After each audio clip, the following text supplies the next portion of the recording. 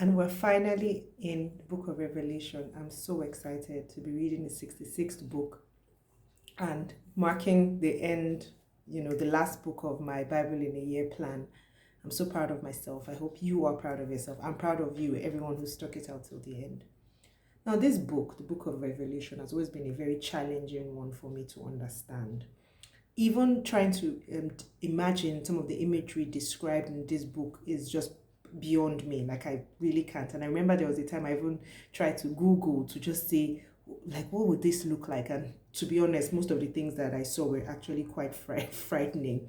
But one thing's for sure about this book: every time I read it, I always find something that I didn't see that was there before. Like, I didn't see before that was actually there. Like, so as if the book of Revelation always gives me fresh revelation. That's one thing I'll say. And because of how challenging it was, first, to be honest, when I first started out being a Christian, this was one book I avoided totally because it used to scare me and give me like nightmares. But now that I've started, so over the past couple of years, I started to read it again. And last year, to help me understand it more, a very good friend of mine recommended a Bible study, a 33 episode or a 33 part Bible study on YouTube by a Pastor Dave Jones of Bethel Community Church in Royston. Very small church, very small congregation. I had never heard of him before, but the teachings, the way he broke down Revelation, he took it literally verse by verse. I would recommend that you do it. Just dedicate the time. It took him something about over 4 years to do that. It's 33 parts from beginning to the end of Revelation. I will put the link in the description, and you can check it out. Take your time, go. But for me, to be honest, once I started, I was sucked in, and I was literally dedicating my whole weekends. And I think I finished watching everything within a few months. I think about 4 or 5 months, I think. So I'd recommend it to be able to understand the book of Revelation better. So the purpose of this book, the book of Revelation, is to reveal Jesus to the reader. But then also some people believe that it's possible for Jesus also to reveal himself to us, So either way, it's a revelation of Jesus. There are quite a lot of symbolisms in the book, especially the number 7. You notice that there's a lot of sevens and, a lot of sevens. And 7, according to like Jewish tradition, or the way that, Jewish people are very symbolic with their numbers and things.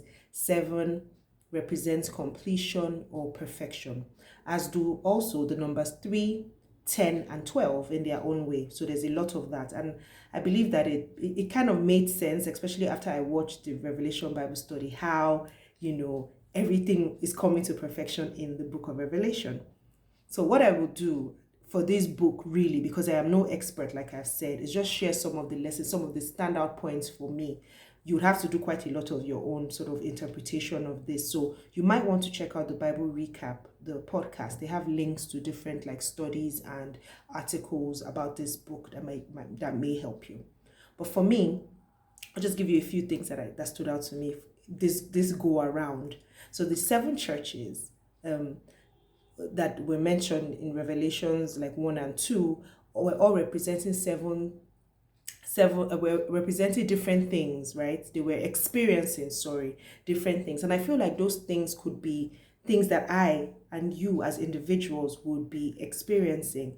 And the warnings that Jesus was giving to them were representations of sins and shortcomings that they may have, and Jesus was calling them to repent. So if you remember, some of the churches, it was like, forgetting their first love. Some of the churches was apathy, and and for me, it all came through to say all the things that you are doing that is taking away from your love for Jesus and serving him and doing what you need to do. You need to cut all of that out, or else you would have to answer for them. So it made me just think about how there might be things in my life, those little foxes that may be deviating from the message, or from me living my life for Christ. And I think you should read it again and read it as an individual. So that's what I did, looking at it as individuals as opposed to churches. Like, so think about it as you and the things that you may need to get rid of.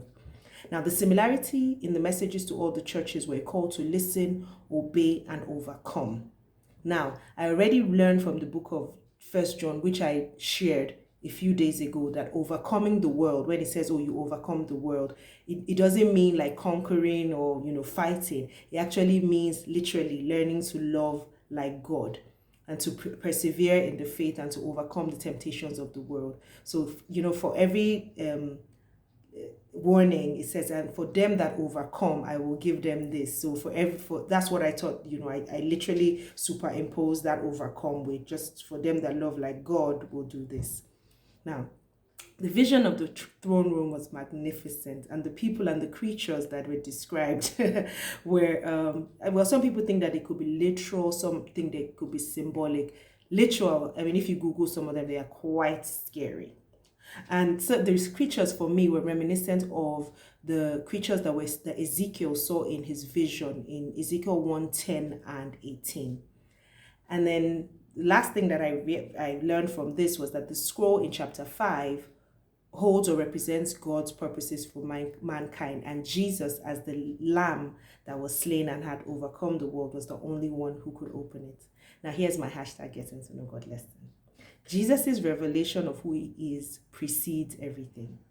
In spite of the scary things that may accompany the end, in chapter 1, verses 17 to 18, Jesus asks us to not be afraid because of what he has, who he is, and what he has accomplished. So when we understand this, we understand that there's no need to fear. And this was a very good lesson for me, especially because I've always considered Revelation to be scary and the times that it speaks of to be scary. But we know that because of Jesus' revelation of who he is, we have no need to fear. Thank you for joining me. We just have 3 days to go, and I cannot wait to share again with you tomorrow, God willing. God bless you.